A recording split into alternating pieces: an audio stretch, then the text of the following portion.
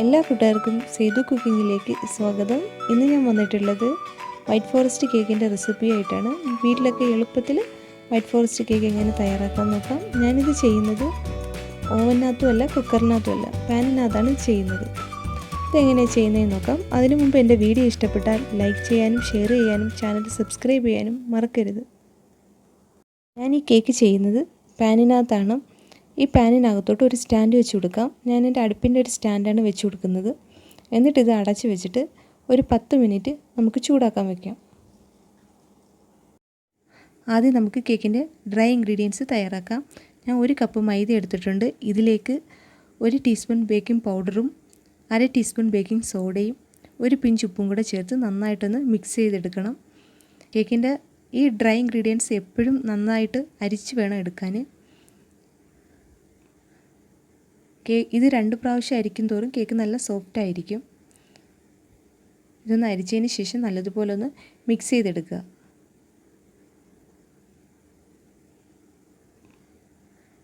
എന്നിട്ടിത് നമുക്ക് മാറ്റി വെക്കാം.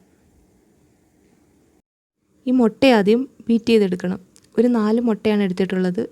ഇത് റൂം ടെമ്പറേച്ചറിലെ മുട്ടയാണ്. ഫ്രിഡ്ജിനകത്ത് നിന്ന് കുറച്ച് നേരം മുമ്പേ എടുത്ത് വെച്ചിട്ട് തണുപ്പൊക്കെ മാറിയിട്ട് എടുത്ത മുട്ടയാണ്. ആദ്യം ഇതൊന്ന് ബീറ്റ് ചെയ്തെടുക്കാം.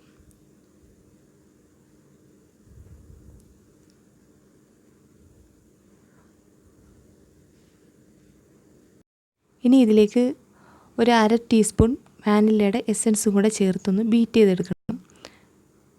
വാനിലയുടെ എസൻസ് ചേർക്കുമ്പോൾ മുട്ടയുടെ ആ മണം അങ്ങ് മാറിക്കിട്ടും. എന്നിട്ട് ഇതിലേക്ക് പഞ്ചസാര പൊടിച്ചത് ചേർത്ത് കൊടുക്കുക. ഞാൻ എടുത്തേക്കുന്നത് 1/2 കപ്പ് പഞ്ചസാര പൊടിച്ചതാണ് എടുത്തേക്കുന്നത്. ഇത് കുറച്ച് വേണം ചേർത്ത് കൊടുത്ത് ബീറ്റ് ചെയ്തെടുക്കാൻ.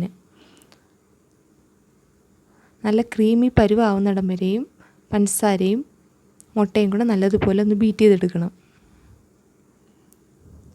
ഈ കേക്കിന് എടുക്കുന്നതിൻ്റെ സാധനത്തിൻ്റെ മെഷർമെൻറ്റ് എപ്പോഴും കറക്റ്റായിരിക്കണം. എന്നാൽ മാത്രമേ കേക്ക് പെർഫെക്റ്റായിട്ട് കിട്ടത്തുള്ളൂ.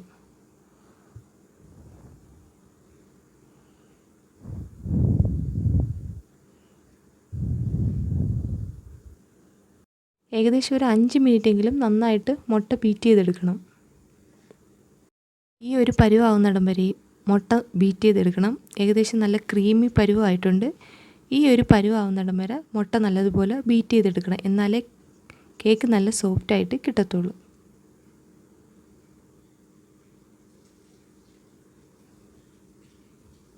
ഇനി ഇതിലേക്ക് ബട്ടർ ചേർത്ത് കൊടുക്കുക. ഞാൻ മെൽറ്റാക്കി വെച്ചേക്കുന്ന അൺസാൾട്ടഡ് ബട്ടറാണ് ചേർത്ത് കൊടുത്തേക്കുന്നത്. ഒരു 1/4 കപ്പ് ബട്ടർ ചേർത്ത് കൊടുത്ത് എന്നിട്ട് ഇതിലേക്ക് നമുക്ക് ആദ്യം തയ്യാറാക്കി വെച്ചേക്കുന്ന ഡ്രൈ ഇൻഗ്രീഡിയൻസ് ചേർത്തെടുത്തൊന്ന് മിക്സ് ചെയ്തെടുക്കാം. ഇനി ബീറ്ററിൻ്റെ ഒന്നും ആവശ്യമില്ല. ഒരു സ്പാച്ചില ഉപയോഗിച്ച് തന്നെ മിക്സ് ചെയ്തെടുക്കാം. ഒരേ ഡയറക്ഷനിൽ വേണം കേക്കിൻ്റെ ബാറ്റർ ഈ സ്പാച്ചില ഉപയോഗിച്ചിട്ട് മിക്സ് ചെയ്യാൻ. അത് കുറച്ച് വേണം ചേർത്ത് കൊടുത്ത് മിക്സ് ചെയ്തെടുക്കാൻ.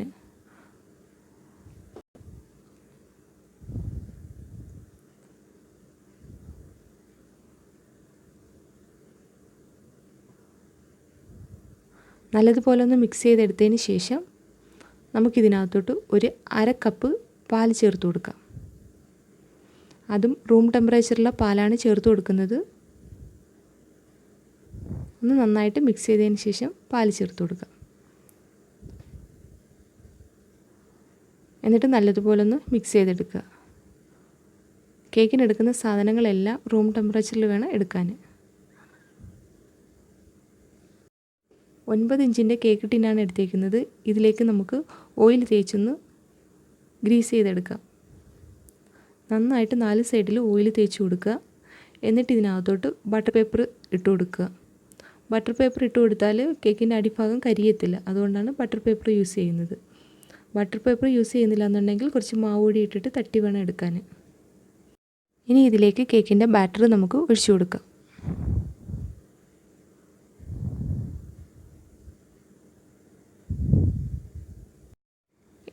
കേക്കിൻ്റെ ബാറ്റർ മൊത്തത്തിൽ ഒഴിച്ചു കൊടുത്തിട്ട് ഒന്ന് ടാപ്പ് ചെയ്തെടുക്കണം.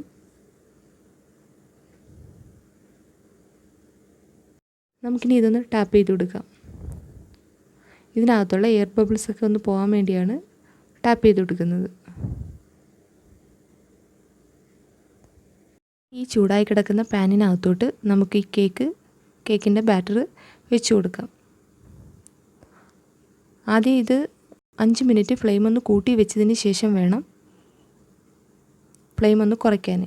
എന്നിട്ടിത് നന്നായിട്ടൊന്ന് അടച്ച് വെച്ചിട്ട് ഏകദേശം 5 മിനിറ്റ് ഒന്ന് ഫ്ലെയിം കൂട്ടി വെക്കാം. എന്നിട്ട് ഫ്ലെയിം കുറച്ച് വെച്ച് ഏകദേശം ഇതൊരു 55 മിനിറ്റ് കുക്ക് ചെയ്തെടുക്കാൻ സമയം വേണ്ടി വരും. ഏകദേശം 55 മിനിറ്റ് കഴിഞ്ഞിട്ടുണ്ട്. നമ്മുടെ കേക്ക് കുക്കായിട്ടുണ്ട്. ഇനി ഇതൊന്ന് നമുക്ക് ഒരു സ്റ്റിക്ക് വെച്ചിട്ട് ഒന്ന് കുത്തി നോക്കുക, ഇതിനകത്തോട്ട് കേക്ക് വെന്തോ ഇല്ലയോ എന്ന്. നല്ലതുപോലെ കേക്ക് വെന്തിട്ടുണ്ട്. ഇനി ഇത് നമുക്ക് പുറത്തോട്ടെടുക്കാം. എന്നിട്ട് ആദ്യം ഒരു 10 മിനിറ്റ് പാത്രത്തിൽ വെച്ച് തന്നെ തണുപ്പിക്കുക. എന്നിട്ട് വയർ റാക്കിലോട്ട് അങ്ങനെ മാറ്റാം. നമ്മുടെ കേക്ക് നന്നായിട്ട് തണുത്തിട്ടുണ്ട്. ഇനി ഇത് നമുക്ക് ഈ കേക്ക് ടിന്നിൽ നിന്ന് മാറ്റാം.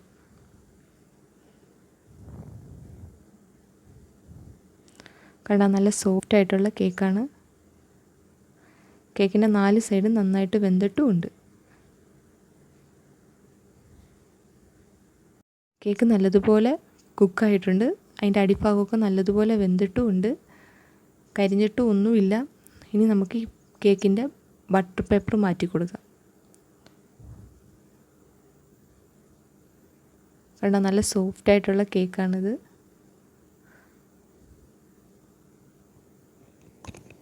ഐസിങ്ങിന് ആവശ്യമായ സാധനങ്ങൾ: ചെറി വേണം, 1/2 കപ്പ് പൊടിച്ച പഞ്ചസാര, വാനിലയുടെ എസൻസ്, കുറച്ച് വൈറ്റ് ചോക്ലേറ്റ്. ഇനി വേണ്ടുന്നത് ഷുഗർ സിറപ്പാണ്. പിന്നീട് വിപ്പിംഗ് ക്രീം എടുത്തിട്ടുണ്ട്. ഒരു 1.5 കപ്പ് വിപ്പിംഗ് ക്രീം എടുത്തിട്ടുണ്ട്. ആദ്യം നന്നായിട്ടൊന്ന് ക്രീം ഒന്ന് ബീറ്റ് ചെയ്തെടുക്കണം. ഞാൻ എടുത്തേക്കുന്ന ക്രീം നല്ല തണുത്ത ക്രീമാണ്. നമ്മൾ എപ്പോഴും വിപ്പ് ചെയ്യാൻ എടുക്കുന്ന ക്രീം നല്ല തണുത്ത ക്രീം വേണം എടുക്കാൻ. ഞാനിത് ഫ്രീസറിനകത്ത് വെച്ചിരുന്നതാണ്. കുറച്ചുകൂടെ കട്ടിയുള്ളത് കൊണ്ടാണ് പെട്ടെന്ന് ഇത് ബീറ്റ് ചെയ്ത് കിട്ടും. നമുക്കിതിനകത്തോട്ട് പൊടിച്ച പഞ്ചസാര കുറച്ച് ചേർത്ത് കൊടുക്കാം. എന്നിട്ട് ഒരു 1/2 ടീസ്പൂൺ വാനിലയുടെ എസൻസും കൂടെ ചേർത്ത് നന്നായിട്ടിത് ബീറ്റ് ചെയ്തെടുക്കാം. നല്ല സ്റ്റിഫ് പരുവാവുന്നിടം വരെ ക്രീം ബീറ്റ് ചെയ്തെടുക്കണം. പഞ്ചസാര ഫുള്ള് ചേർത്ത് കൊടുക്കരുത്. കുറച്ച് വേണം പഞ്ചസാര ചേർത്ത് ബീറ്റ് ചെയ്തെടുക്കാൻ.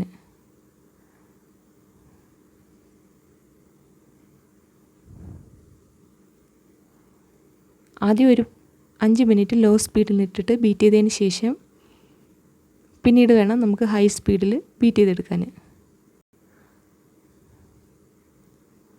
ക്രീം നല്ല സ്റ്റിഫ് ആവുന്നിടം വരെ ബീറ്റ് ചെയ്തുകൊണ്ടേ ഇരിക്കണം.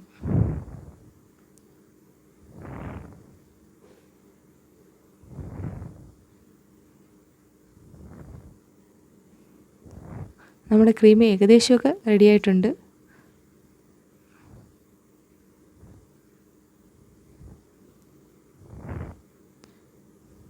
ഈ ഒരു പരുവത്തിൽ ക്രീം ബീറ്റ് ചെയ്തെടുക്കണം.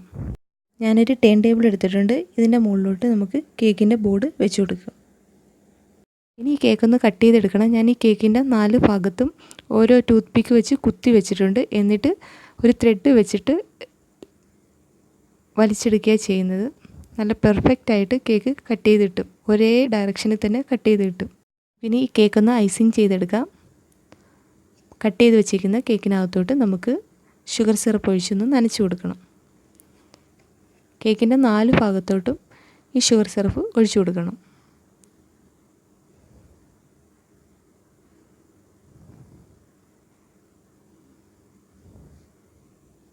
ഇനി ഇതിലേക്ക് നമുക്ക് ക്രീം തേച്ച് കൊടുക്കാം. വിപ്പിംഗ് ക്രീം നന്നായിട്ട് 4 സൈഡിലാവുന്നിടം വരെയും ക്രീം തേച്ച് കൊടുക്കണം.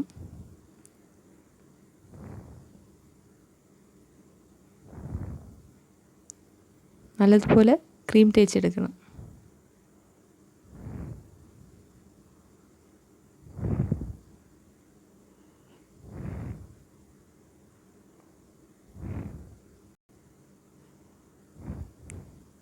ക്രീം ഒന്ന് നന്നായിട്ട് തേച്ചതിന് ശേഷം ഇതിനകത്തോട്ട് നമുക്ക് മുറിച്ച് വെച്ചേക്കുന്ന ചെറിയും ചോക്ലേറ്റും കൂടെ ചേർത്ത് കൊടുക്കാം.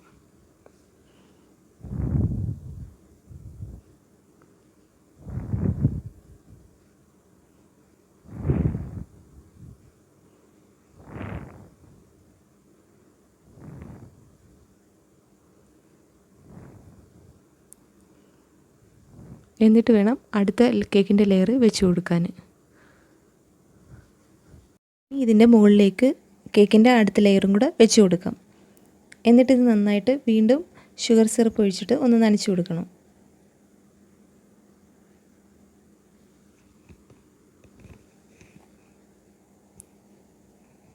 ഷുഗർ സിറപ്പ് 4 ഭാഗത്തും ഒഴിച്ചു കൊടുക്കണം. കേക്കിൻ്റെ സൈഡിലൊക്കെ നല്ലതുപോലെ ഷുഗർ സിറപ്പ് ഒഴിച്ചൊന്ന് നനച്ച് കൊടുക്കണം.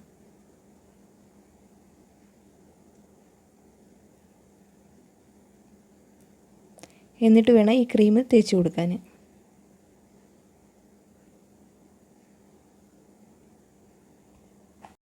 ഇനി ഈ കേക്കിൻ്റെ ബാക്കി ഭാഗത്തും കൂടെ ക്രീം തേച്ചെടുക്കാം. നന്നായിട്ട് ക്രീം തേച്ച് 4 സൈഡിലും ക്രീം തേച്ചെടുക്കണം.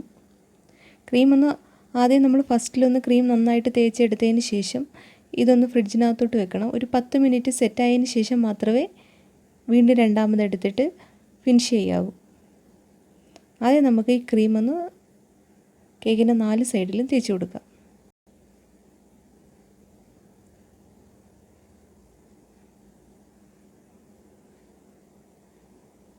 നന്നായിട്ട് തേച്ചതിന് ശേഷം ഇനി ഇത് നമുക്ക് ഫ്രിഡ്ജിലോട്ടൊന്ന് 10 മിനിറ്റ് വെച്ചേക്കണം.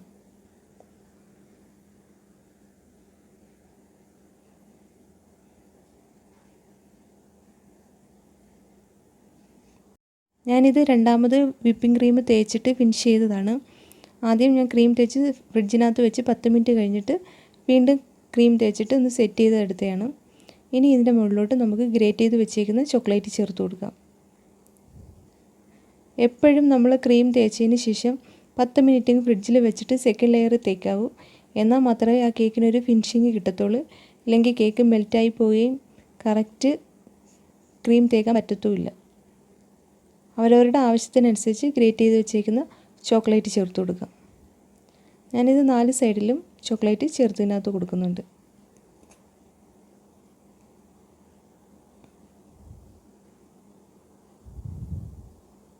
ഈ കേക്ക് ഒന്ന് ഡെക്കറേറ്റ് ചെയ്തെടുക്കണം. ഞാൻ എടുത്തേക്കുന്ന പൈപ്പിംഗ് ബാഗിൽ സ്റ്റാറിൻ്റെ നോസിലാണ് എടുത്തേക്കുന്നത്.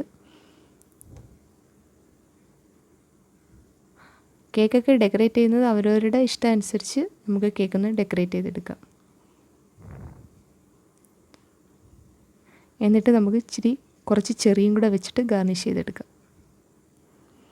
അങ്ങനെ നമ്മുടെ ടേസ്റ്റി ആയിട്ടുള്ള വൈറ്റ് ഫോറസ്റ്റ് കേക്ക് റെഡി ആയിട്ടുണ്ട്. ഇതെല്ലാവരും ഒന്ന് ട്രൈ ചെയ്ത് നോക്കണം. എന്നിട്ട് ഫീഡ്ബാക്ക് എന്നെ അറിയിക്കുകയും വേണം. ഈ വീഡിയോ ഇഷ്ടപ്പെട്ടിട്ടുണ്ടെങ്കിൽ ലൈക്ക് ചെയ്യാനും ഷെയർ ചെയ്യാനും ചാനൽ സബ്സ്ക്രൈബ് ചെയ്യാനും മറക്കരുത്.